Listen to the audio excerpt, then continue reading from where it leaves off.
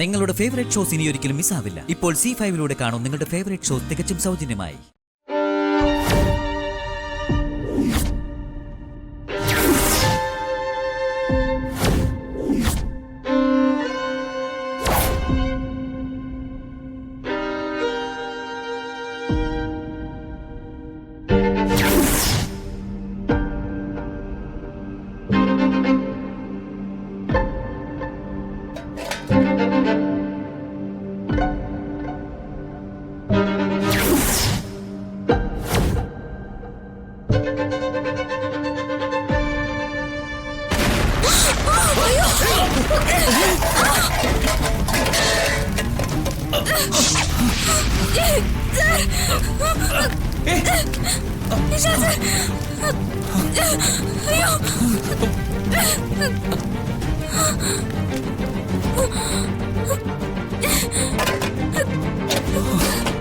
പാർവതി,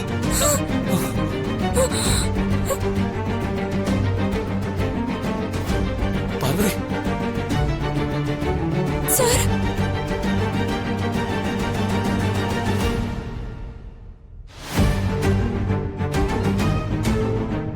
ഏട്ടാ, പാർവതി,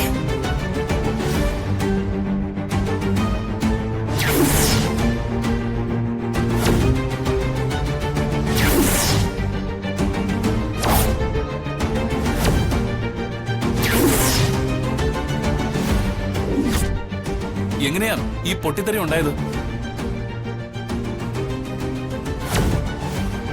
ആരാ ഇതൊക്കെ അറേഞ്ച് ചെയ്തത്? ഞാനാ സാർ.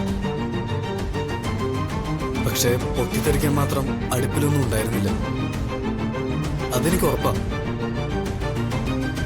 വിറക് പെട്ടെന്ന് കത്താൻ വേണ്ടി വല്ല മണ്ണെണ്ണയോ എന്തെങ്കിലും ഒഴിച്ചിരുന്നോ? ഇല്ല മാഡം, അങ്ങനെ വല്ലതും ഉണ്ടെങ്കിൽ അതിന്റെ സ്മെല്ലുണ്ടാവില്ലേ? ഇതൊക്കെ സൂക്ഷിച്ച് ചെയ്യേണ്ട കാര്യങ്ങളല്ലേ? എടി, നീയല്ലേ പറഞ്ഞത് പാർവതി ബോംബ് പൊട്ടി മരിക്കുന്നു? എന്നിട്ട് അവള് ചത്തില്ലല്ലോ. ഒരാളെ കൊല്ലാൻ മാത്രം ശക്തിയുള്ളതായിരുന്നു ആ ബോംബ്. പക്ഷെ ഇപ്പൊ എന്ത് പറ്റിയെന്ന് അറിയില്ല. ഇത്തവണ ഉദയനൂരമ്മയും ഗായത്രി ദേവിയുടെ ആത്മാവും കൂടി അവളെ രക്ഷിച്ചതായിരിക്കും. ദൈവാനുഗ്രഹം കൊണ്ട് വലിയൊരു അപകടം ഒഴിവായി പോയി.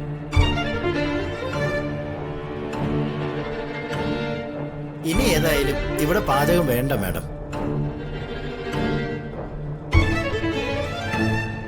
ഫുഡ് നമുക്ക് പുറത്തുനിന്ന് ഓർഡർ ചെയ്ത് വരുത്താം. ഏയ്, അതൊന്നും വേണ്ട.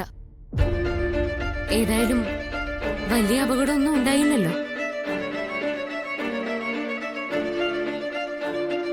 ഭക്ഷണം നമുക്കിവിടെ തന്നെ പാചകം ചെയ്യാം. നിങ്ങളെല്ലാവരും വിശന്നിരിക്കുവാണെന്ന് എനിക്കറിയാം. ബിരിയാണി പെട്ടെന്ന് തന്നെ ഞാൻ ഉണ്ടാക്കി തരാം. നിങ്ങളെല്ലാവരും എന്നോടൊപ്പം ഒന്ന് കൂടിയാ മതി. എല്ലാവരും ഒന്ന് വന്നേ. ദേ, ഇപ്പൊ ഉണ്ടായ വിഷമം നമുക്കങ്ങ് മാറ്റിയെടുക്കാം.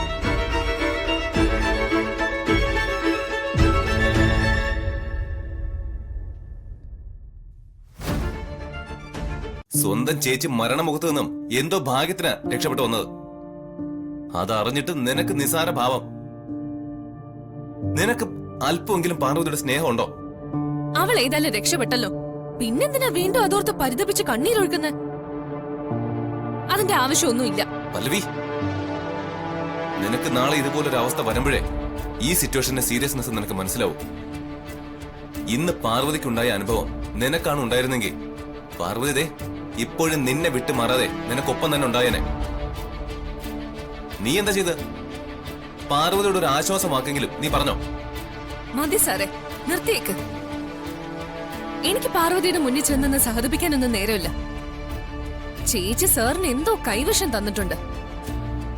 അതുകൊണ്ടാണ് പാർവതിയുടെ കാര്യത്തിൽ സാറിന് ഇത്ര സ്നേഹവും വെപ്രാളവും. ദേ, ചേച്ചിയോടുള്ള അനുകമ്പ സാർ ദേവ് ഇത് എന്റെ മുന്നിൽ കാണിക്കരുത്. അതെ, നിന്റെ മനസ്സ് ഇത്ര ഇടുങ്ങിയതാണോ പല്ലവി? നിന്റെ ഈ മനസ്സിൽ ഒട്ടും ശരിയല്ല. നീ ഇത് മാറ്റാൻ ശ്രമിക്കണം. അതാണ് നിനക്ക് നല്ലത്.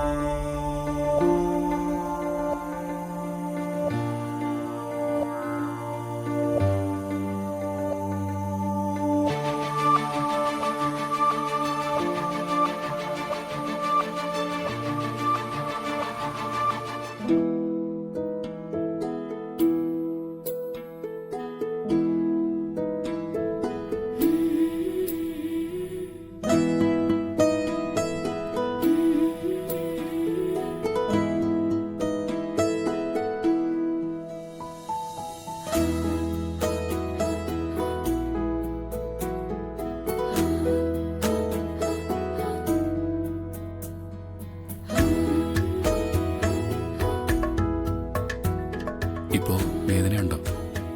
വേദന ഉണ്ടായിരുന്നു. പക്ഷേ വിശാൽ സാറ് ഇങ്ങനെ തലോടുമ്പോ ആ വേദനയൊക്കെ മെല്ലെ മെല്ലെ മാറി വരുക. ആ ബ്ലാസ്റ്റ് നടന്നപ്പോ പാറുവിന് എന്തെങ്കിലും പറ്റിപ്പോകുന്ന ഞാൻ വല്ലാതെ പേടിച്ചുപോയി. ശരിക്കും ഉദയനൂർ അമ്മയുടെ ശക്തി തന്നെയാ പാർവതിയെ രക്ഷപ്പെടുത്തിയത്. അതെനിക്കിപ്പോ ബോധ്യായി. ആ ഒരു അനുഗ്രഹം ഇല്ലാതിരുന്നെങ്കിൽ എനിക്ക് സങ്കല്പിക്കാൻ പോലും കഴിയുന്നില്ല. സാറ് വിഷമിക്കരുത്. എന്തായാലും എനിക്ക് ആപത്തൊന്നും സംഭവിച്ചില്ലല്ലോ. ഉദയനൂരമ്മ തുണയായി കൂടെയുള്ളപ്പോ എനിക്ക് ഒരപകടവും സംഭവിക്കില്ല സാർ. ആ ധൈര്യം എനിക്കുണ്ട്.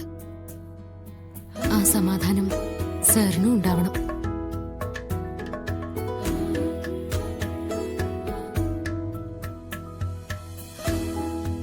പാറു, ഈ ചതവ് ഭേദമാവുന്നതുവരെ താൻ ഈ കൊലുസിടണ്ട. തൽക്കാലമേ ഇത് ഊരി വെച്ചേക്കാം. ഓ, അതിനെന്താ? സാറാണ് ഈച്ച കൊലുസല്ലേ ഇത്.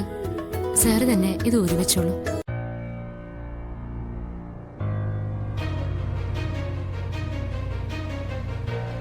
ലളിതാമ്മയുടെ ലീഗൽ അഡ്വൈസർ കൃത്യസമയത്ത് തന്നെ വന്ന് പ്രഭാവതി അമ്മയ്ക്ക് കണക്കിന് കൊടുത്തത് നന്നായി അല്ലേ പാർവതി? നന്നായി. പക്ഷേ ആ ശാസനയിലൊന്നും വലിയ കാര്യമുള്ളതായിട്ട് എനിക്ക് തോന്നുന്നില്ല. ആള് പ്രഭാവതി അമ്മയല്ലേ? ഒരു ചെവി കൂടി കേട്ട് മറു ചെവി കൂടി കളഞ്ഞിട്ടുണ്ടാവും. അതും ശരിയാ. ഏതായാലും പാർവതി, നീയും വിശാൽ ബ്രോയും വളരെയധികം ശ്രദ്ധിക്കണം. പരമാവധി ശ്രദ്ധിക്കുന്നുണ്ട് ഗാർഗി. എന്ന് കരുതി എല്ലായിടത്തും എപ്പോഴും എന്റെ കണ്ണെത്തണമെന്നില്ലല്ലോ. പിന്നെ ഉദയനൂരമ്മയും ദേവമ്മയും കൂടെ ഉള്ളതാ ഒരു ധൈര്യം. അവര് തുണയായി കൂടെ ഉള്ളപ്പോ എനിക്കും വിശാൽ സാറിനും ഒരാപത്തും ഉണ്ടാവില്ലെന്ന് എനിക്ക് നല്ല വിശ്വാസമുണ്ട്.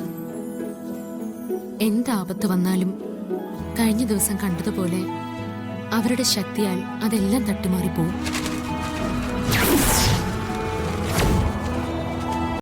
ഡൗൺലോഡ് ചെയ്യൂ C5 ആപ്പ്. കാണൂ എല്ലാ എപ്പിസോഡുകളും സൗജന്യമായി.